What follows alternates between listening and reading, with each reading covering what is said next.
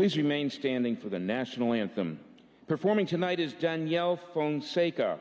Danielle serves as the Hyde Park liaison for the Mayor's Office of Neighborhood Services, where she works hard to connect, bind, and build relationships within her own neighborhood to improve relationships between City Hall, businesses, and residents. Please welcome to the stage Danielle Fonseca.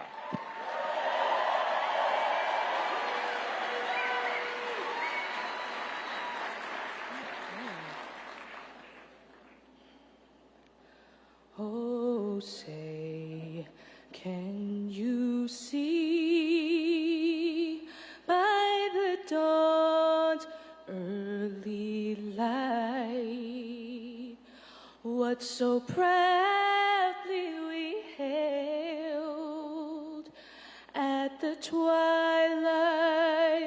last gleaming, whose broad stripes and bright stars through the perilous fight o'er the ramparts we watched were so gallantly streaming, and the rockets' red glare, the bombs bursting in air, gave proof through the night that our flag was still there.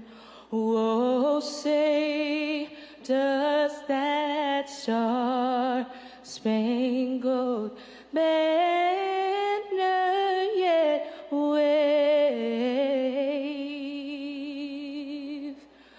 o'er the land of the free and the home of the brave?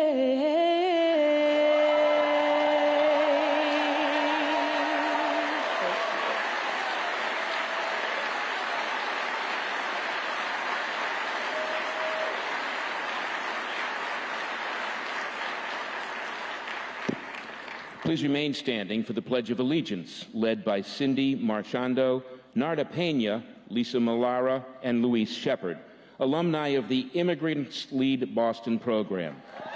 Immigrants Lead Boston is a program by the Mayor's Office for Immigrant Advancement for Boston immigrants who wish to take more civic ownership and become leaders in the community. Please welcome Cindy, Narda, Lisa, and Luis.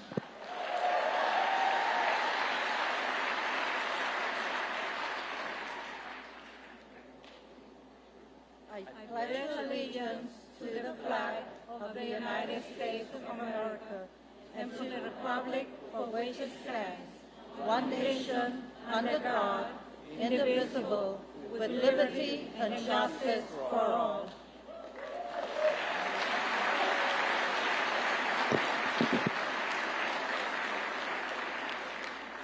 We remain standing as the colors are retired.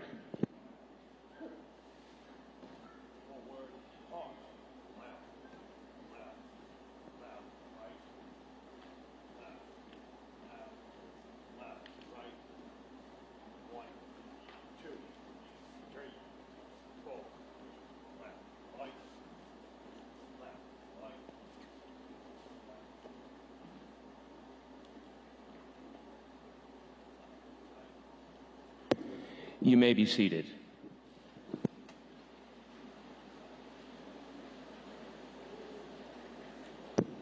Sam Acevedo is the pastor for social transformation at the Congregation Leon de Juda. Pastor Sam serves as the executive minister overseeing Miracle Mile Ministries, a collaboration of churches devoted to a sustained, deliberate, and strategic response to the area we all call Miracle Mile. To offer a prayer for tonight, please welcome Pastor Samuel Acevedo.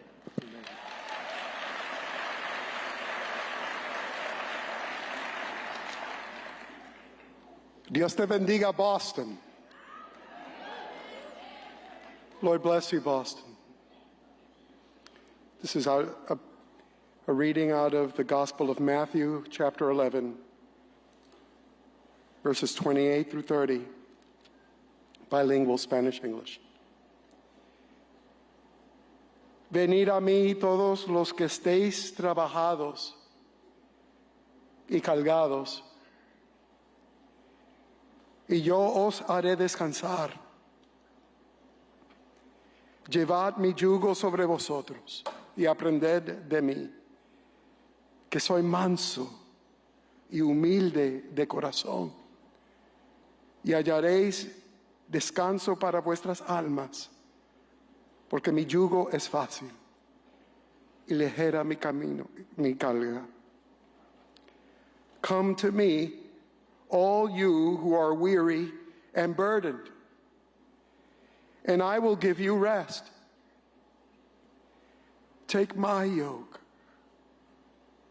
upon you and learn from me, for I am gentle and humble in heart, and you will find rest for your souls. For my yoke is easy, and my burden is light. Accompany me, please, in prayer.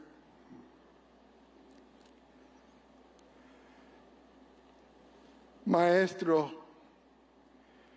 te damos gracias que toda autoridad en el cielo y en la tierra se ha entregado a ti. Y al saber eso nada más, nuestros corazones descansan. Master, we thank you that all authority in heaven and earth has already been given to you. And that gives us rest.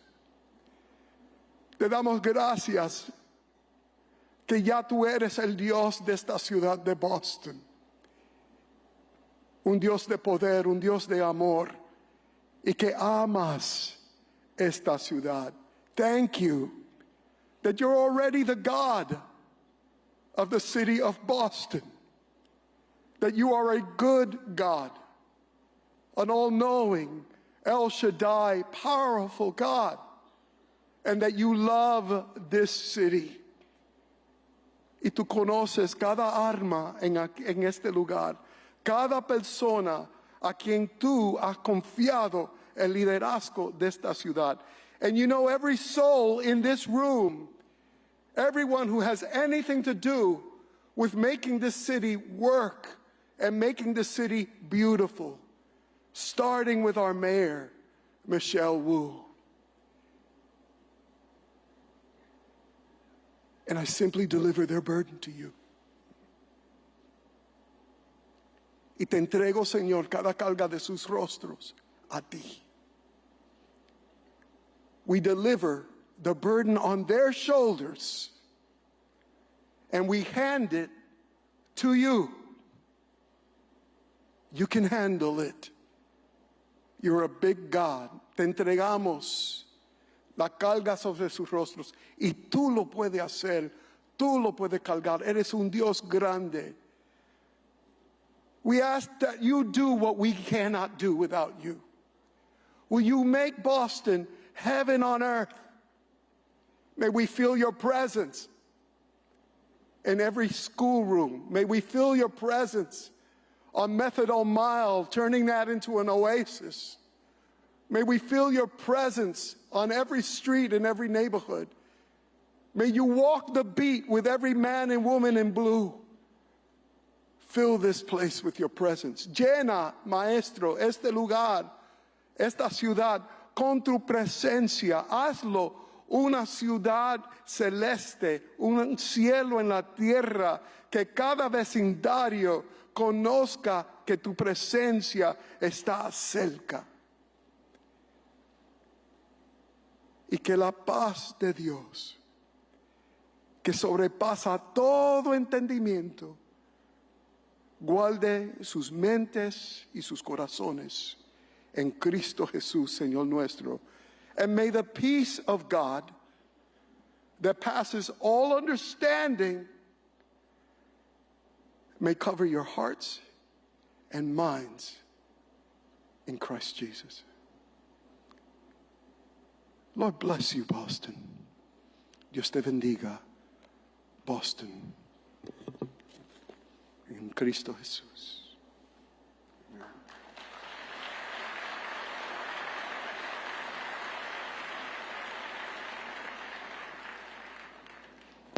Performing an original composition entitled Mighty is Shalika Joseph. Born in Haiti, Shalika and her family immigrated to the United States when she was 6 years old. Shalika is a junior at the John D. O'Brien School of Mathematics and Science. She credits her family with fostering her passion for music. Please welcome to the stage Shalika Joseph.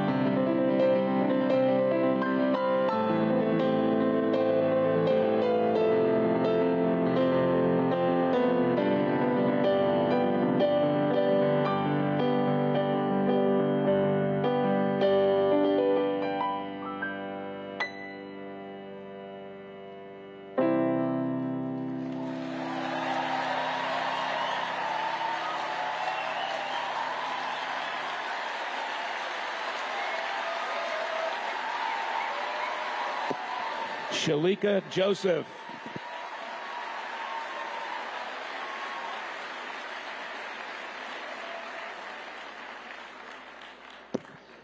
Friends and colleagues, we ask that you remain in your seats until the program continues.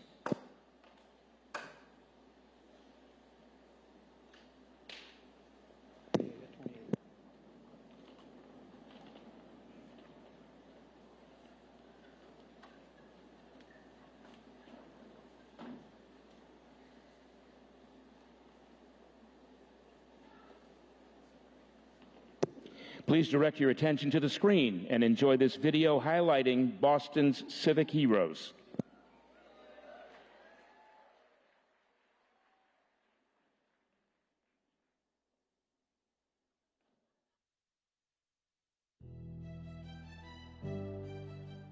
My hope is that we can continue to try to end as much as the homelessness and try to get people housed.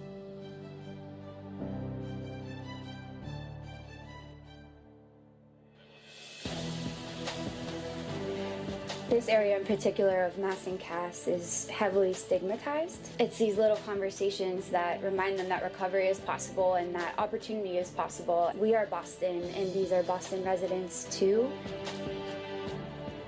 My work is really to empower our students to make sure that they know that they have agency and voice, and I only do that with the amazing team of teachers and families and students that we have. I think in my role, I would like to make it easier for artists to contract with us and receive more funding from us. Shout out to the graduates. Power!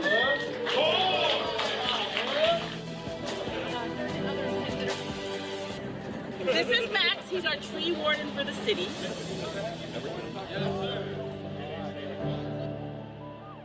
I've been working for Boston EMS for 35 years. Are you ready to learn today?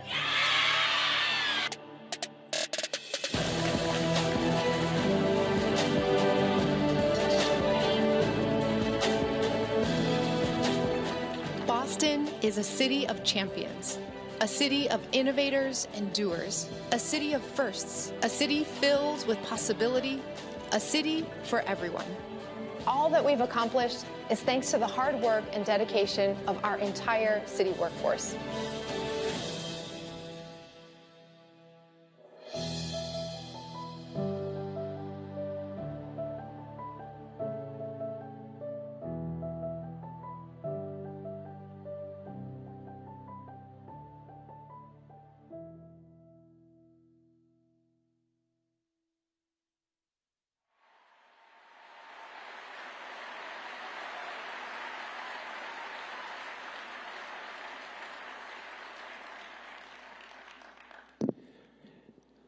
Friends and colleagues, the mayor of the city of Boston, Michelle Wu.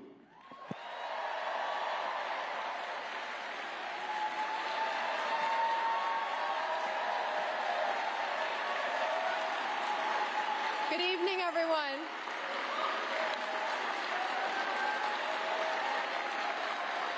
Good evening, Boston.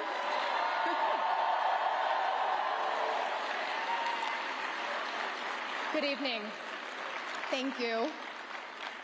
Tonight, we are at the beautiful new MGM Music Hall.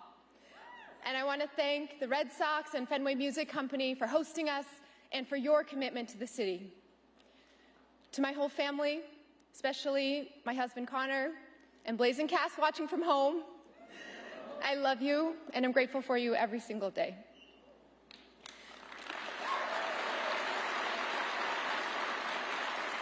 To my partners in public service, Council President Flynn and the Boston City Council, Chair Robinson and the Boston School Committee, Mayor Janey, Ambassador Flynn and Mrs. Flynn, Governor Healy, Attorney General Campbell, Treasurer Goldberg, state representatives and senators, county officials, thank you so much for being with us and for all that you do.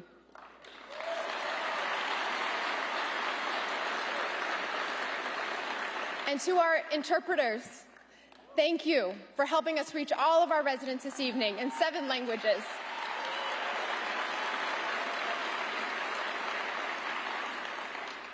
A year ago this week, I was bundled up for my very first snowstorm as mayor, riding shotgun with our superintendent of streets, Mike Brohl, as he drove the dark, icy roads before dawn and worked with his team to salt, scrape, and win back the pavement from the snow. By the time we got to City Hall, Al Villar was already hunkered down in the traffic management center, lunch packed for a long storm, monitoring 8 gigantic screens for anyone who might need help on the roads. As the rest of our city slept, Boston's 311 and 911 call takers answered phones throughout the night to send services where needed, while emergency management crews, EMS, police, and fire stood ready. Our city is carried by so many people whose faces most of us never see, who aren't on the news or on stage accepting awards, but after a full day of serving our constituents, still find time to coach softball at Charlestown High Field or pack meals for new immigrant families in Mattapan Square. That's why on your way in tonight, you saw the beautiful portraits of just a few of our civic heroes. To all our city workers, every accomplishment and constituent service delivered, every detail of the agenda we're sharing here tonight is only possible because of you. I'm so proud to work alongside you every day.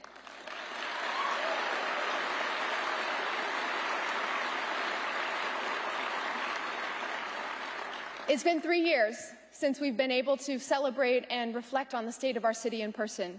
And we've all felt the collective toll of these years and the continued impact on our hearts and minds, on local businesses and household budgets. Boston has always been resilient.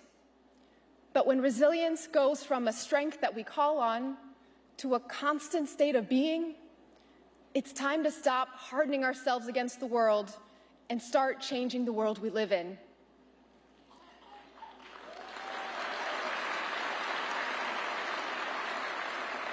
Real change comes from community. So I knew my first and most important job as mayor was to build the team that Boston deserves. That team is here tonight.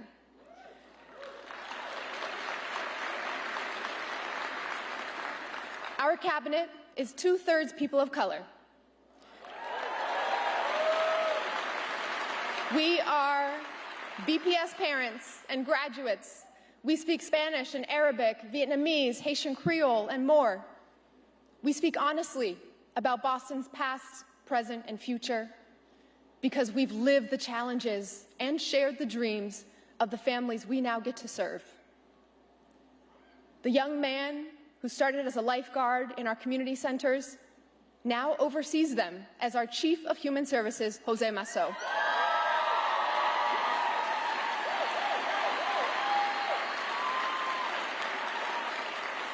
The school lunch lady's daughter, who found her calling as a teacher, then launched a nationally recognized high school in Dorchester, is now our Boston Public Schools Superintendent, Mary Skipper.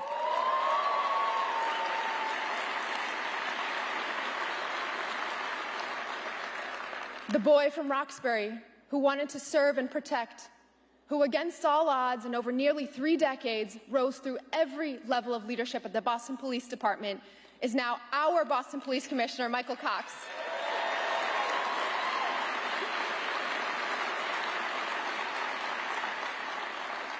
The girl who watched her refugee parents wash dishes at restaurants so their kids could lead a better life now leads our efforts to ensure that all workers, no matter where they were born or what language they speak, have health, safety, and dignity on the job as our new Chief of Worker Empowerment, Trin Nguyen. I love this team. Should I do one more? Okay. The toddler who took his very first steps in City Hall daycare and grew up to hold city leaders accountable for vast racial disparities in city contracting as president and CEO of the Black Economic Council of Massachusetts, is now our Chief of Economic Opportunity and Inclusion, Shagunita Wu.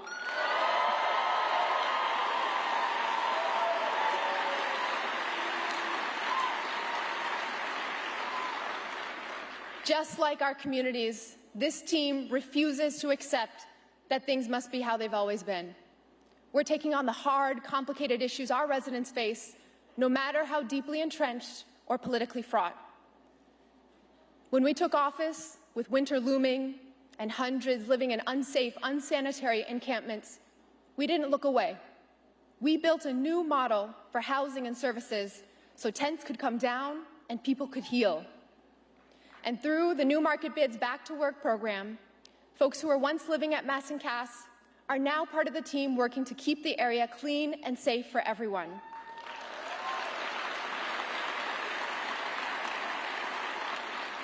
Some of those leaders are here tonight.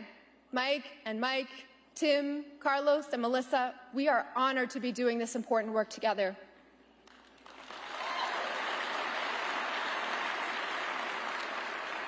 When Omicron spiked and pushed our hospitals to the brink, we didn't turn away, taking decisive action for public health, because no matter the backlash, Boston will never compromise on protecting our people.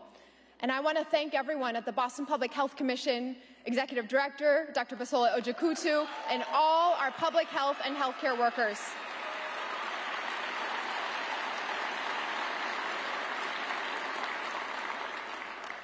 When we learned the MBTA would finally make major repairs to the Orange Line, but with just 2 weeks' notice, we didn't back away.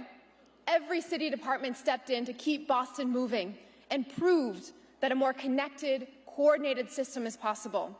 Tonight, I'm renewing my call for the people of Boston to have a seat on the MBTA board.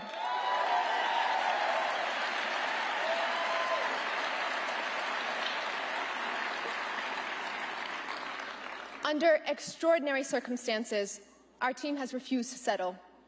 Over the last year, we made 3 bus lines entirely fare-free, and now we are accelerating over 24 miles of new dedicated bus lanes, expanding our bike network, and organizing even more neighborhood open streets events.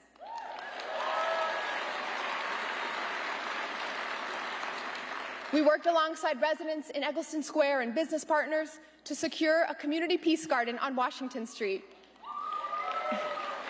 and helped 40 artists in Upham's Corner go from facing eviction to owning their own building. The Humphrey Street Studio is here to stay.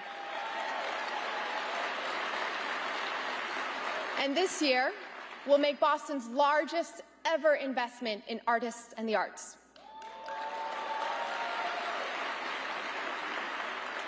We made the spaces and services of our city more inclusive, opening a new, fully accessible City Hall Plaza and Senior Center in Orient Heights, partnering with the City Council and our Disability Commission to require closed captioning on public TVs, connecting 19,000 seniors to services, and making our 311 app multilingual for the first time in 11 languages.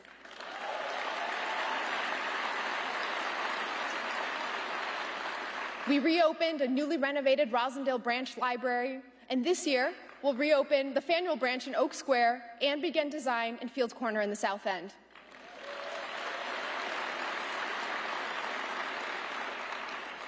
Our Office of Early Childhood made dozens of new pre-K classrooms free for our littlest learners and launched a professional development program to help early educators teach in Boston debt-free.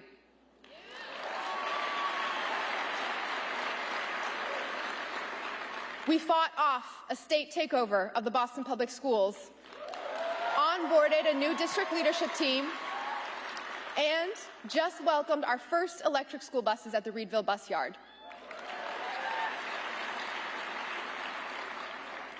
Our police officers took nearly 900 guns off our streets and worked with community to achieve the lowest level of Part 1 violent and property crime in 15 years. I want to thank Commissioner Michael Cox for coming home to Boston, Superintendent-in-Chief Greg Long for your service over 18 months as acting commissioner, and all of our officers for your hard work.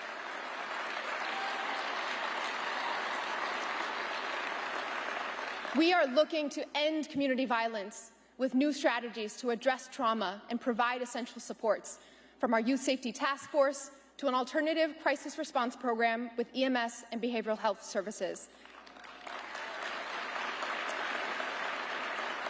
And this April, we will launch a fire cadet program thanks to the leadership of our new fire commissioner, Paul Burke.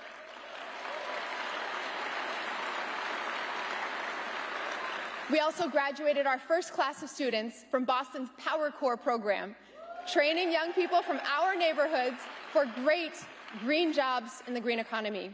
Many of them are here tonight. We are so proud of you.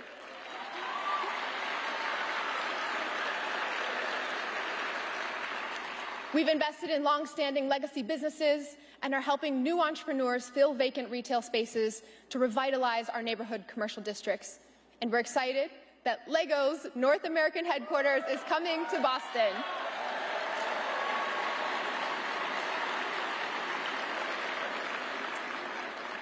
We made progress on closing the supplier diversity gap, awarding contracts worth more than $100 million from school lunches to snow removal to businesses owned by women and people of color.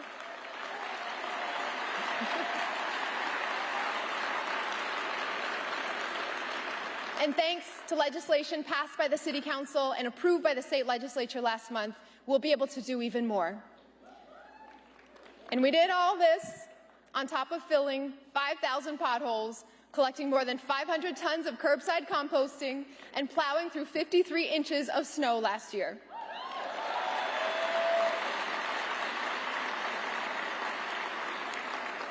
In so many other cities, none of this would have been possible. But Boston has never let anyone else define our possibilities. It's thanks to the people of Boston that I could stand here tonight and say, the state of our city is strong.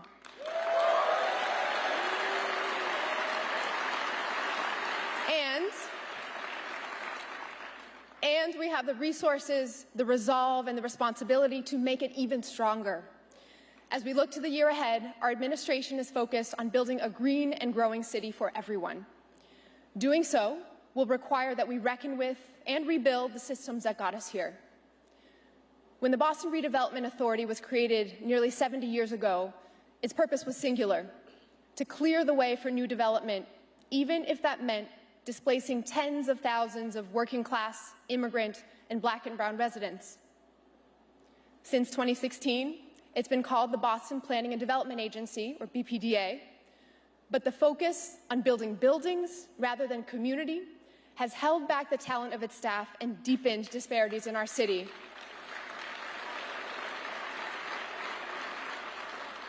Over the last decade, Boston saw the largest building boom in generations, cranes in the sky and jobs on the ground. But that growth wasn't harnessed for the benefit of all our communities.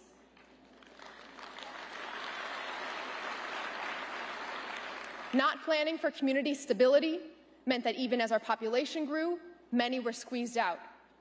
Not planning for affordability and transit meant that housing prices soared and traffic snarled. Not planning for sustainability meant that as new development reshaped our skyline, public infrastructure continued to age: subway tracks and school buildings, pools and community centers. Now, stronger storms and hotter summers raise the stakes.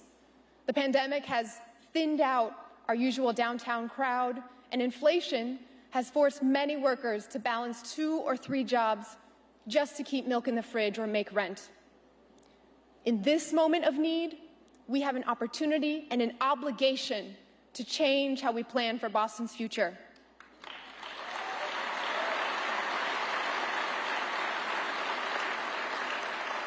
Under the leadership of our new Chief of Planning, Arthur Jemison, we are charting a new course for growth with people as our compass. Tomorrow, I'll sign an executive order establishing a planning advisory council to fully integrate long-range planning and begin modernizing our zoning code. It will be led by Chief Jemison and consist of cabinet chiefs in capital planning, transportation, climate, housing, and the arts.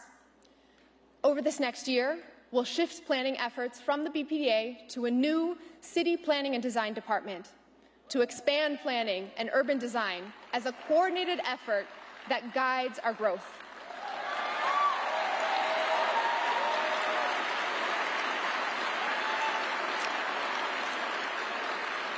Our vision Our vision is for Boston to sustainably reach our peak population of 800,000 residents, with the housing and schools, parks, and public transit to support that growth. Next week, we'll file a home rule petition to formally end the decades-old urban renewal mission of eradicating so-called blight and urban decay, and instead rededicate our resources toward Boston's urgent needs today: resiliency, affordability, and equity.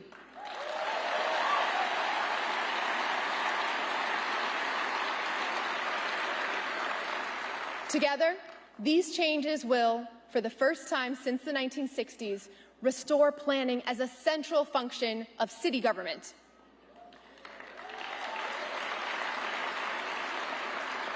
I've also charged our team with improving the uneven and unpredictable approval process that frustrates community members and developers. Next month, we'll form a steering group of real estate and community leaders to recommend changes to our Article 80 development review process.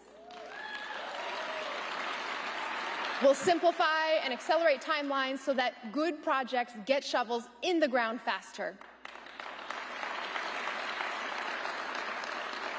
We'll also transfer compliance and enforcement from the BPDA to the Office of Housing so our communities can be confident that we're always getting the full benefit of development agreements. Of course, we can't grow sustainably unless our residents are secure in their homes. Our housing crisis displaces children and families, drives down enrollment in our schools, hurts local businesses, increases homelessness, and strains our public health and safety systems. So, our housing plan must be just as comprehensive. We'll deploy every tool, every strategy, and every resource to create more housing that residents can actually afford. We'll prioritize keeping residents in their homes and closing the racial wealth gap by boosting homeownership. Last year, our Office of Housing permitted 3,800 housing units, the most since 2018, including 1,300 affordable units, the most in a generation. And we'll do even more. We're directing the bulk of our federal recovery dollars, thanks to partnership with the City Council, to housing. In the coming weeks, we'll also be sending the City Council a home rule petition on rent stabilization to end rent gouging and protect our families from eviction and displacement.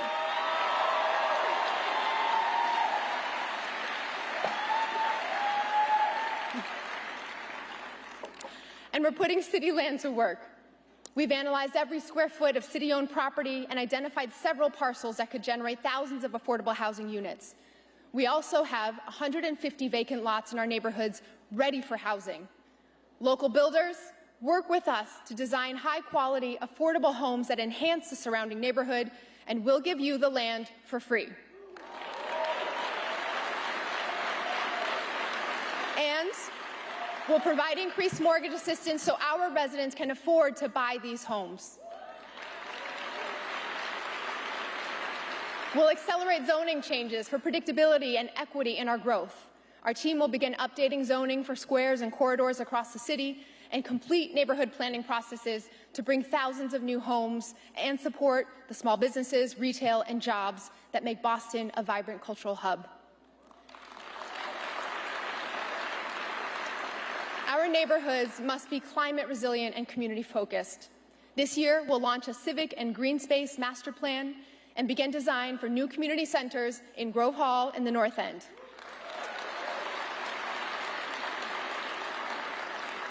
And we'll help residents invest in retrofitting older homes like triple-deckers to save money on utility bills and protect against flooding and heat. We're going to walk the walk with municipal buildings too. Meeting our climate goals starts with ending our use of fossil fuels, so I'm signing an executive order requiring all new city construction and major renovations in our schools, municipal buildings, and public housing to be entirely fossil fuel free.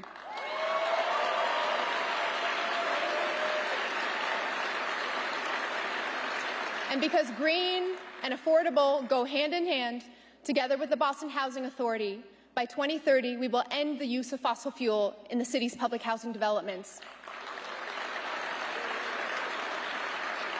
This will mean unprecedented investments to modernize these buildings and meet Governor Healy's ambitious goals for heat pump deployment, ensuring that families with the greatest need benefit first from healthier homes and lower energy costs. Together, we can build a Boston that's more green than concrete, where housing is a given, not a godsend, and mobility is the minimum, not a miracle, where the things we build inspire but don't define us, and where each generation shines brighter than the last. Which brings me to the next generation. As mayor and as a mom, fighting for the future that my two boys and all our kids deserve is what drives the urgency behind all that we do. Like our approach to planning, Boston's approach to education has been deeply shaped by our history. The story is one that many of us know well, and it deserves telling, but that's for next year's State of the City. Tonight, I want to share a few of the things we're doing right now to strengthen our schools, support our teachers, and do right by our students. I'll start with the spaces where learning happens. We know what world-class school facilities feel like. Just around the corner from here is the brand new Boston Arts Academy.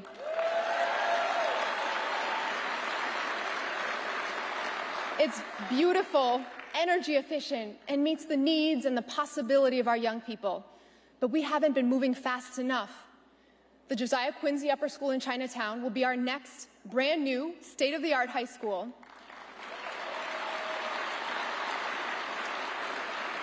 But this project, the Quincy School, was kicked off in 2012, 3 mayors and 6 superintendents ago. Students in first grade, when that project started, will have graduated from high school by the time it's finished. We're making changes to speed up not just individual schools, but our whole district. Our school design study will take a full year off the planning process for every new school in the city, and we'll get more projects going at once than ever before.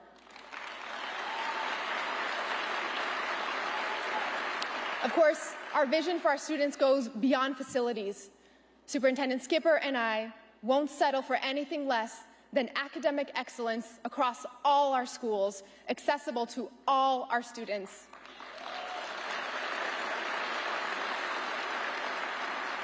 Under newly created leadership roles focused on academics and getting resources down to the school level, we're investing in staff, professional development, and curriculum for the Equitable Literacy Foundation that empowers rigor and engagement across all subjects. We'll follow through on our landmark agreement with the Boston Public Schools Teachers Union to co-design and transform how we serve students with disabilities by investing $50 million in inclusion, so every student gets the education they deserve. And because we know our students are people and family members first, we're investing in social workers and counselors at every school with dedicated bilingual social workers trained to meet the needs of our multilingual students and families.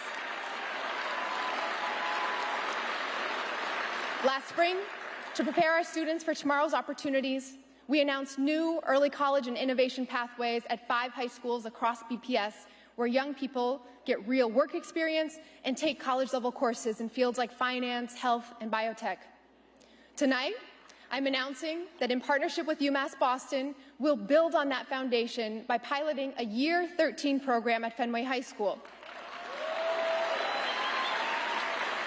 This will give our students an additional full year of college-level courses debt-free as they transition to college and accelerate toward a degree.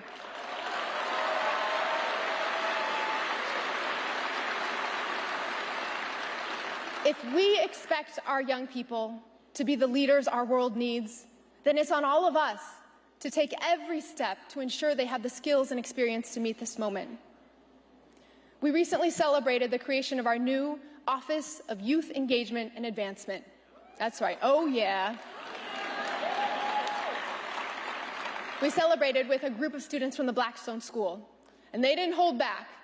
They asked about plans for after-school programming and when the pool would reopen.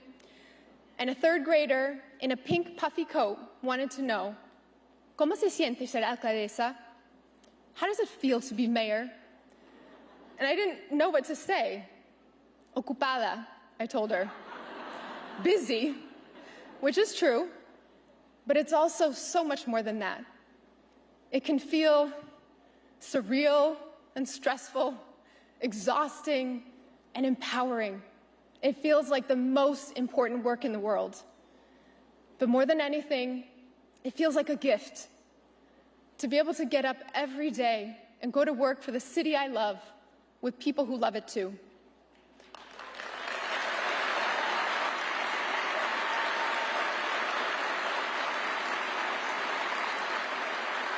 To be surrounded by people unafraid to do things differently, willing to meet crises with creativity, and reach deep into the dirt to pull up the roots of the challenges that block our view of the sky. Boston is a city that will never stop reaching up toward the progress we know to be possible and out to the community whose work makes it lasting.